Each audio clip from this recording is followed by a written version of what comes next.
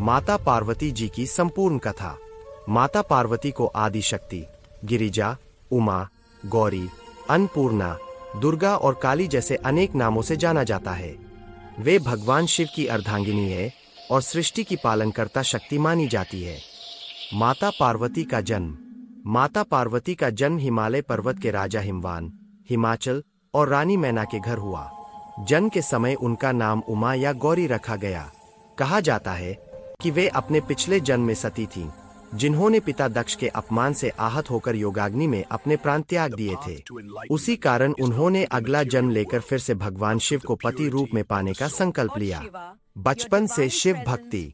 बाल्यकाल से ही पार्वती जी भगवान शिव की ओर आकर्षित थीं। वे शिवलिंग की पूजा करतीं, तपस्या करतीं और केवल शिव को ही अपना पति मानती थीं। ऋषि नारद ने एक बार राजा हिमवान से कहा कि उनकी पुत्री का विवाह भगवान शिव से ही होगा, परंतु इसके लिए कठोर तप करना पड़ेगा। कठोर तपस्या। भगवान शिव को पाने के लिए माता पार्वती ने भयंकर तपस्या की। पहले फल और पत्ते खाए, फिर केवल जल पर रहीं, अंत में निर्जल और निराहार तप किया।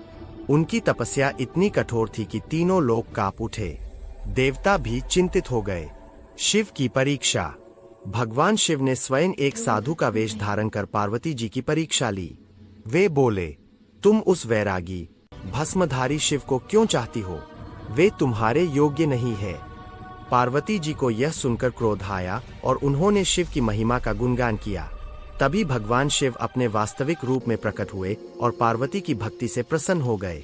शिव पार्वती विवाह। देवताओं, ऋषियों और गंधर्वों की उपस्थिति में शिव पार्वती का दिव्य विवाह हुआ। यह विवाह तप और प्रेम का प्रतीक माना जाता है। माता पार्वती कैलाश पर्वत की महारानी बनी। गणेश और कार्तिकेय का जन्म। एक दिन माता पार्वती ने अपने उपटन से गणेश जी को उत्पन्न किया और उन्हें द्वारपाल बनाया।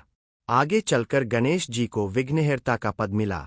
बाद में कार्तिकेय, स्कंद का जन्म हुआ, जो देवताओं के सेनापति बने। अन्नपूर्णा रूप। एक बार शिव ने कहा कि संसार माया है। इससे पार्वती जी नाराज होकर काशी चली गईं और अन्नपूर्णा के रूप में अन्न का वितरण करने लगीं।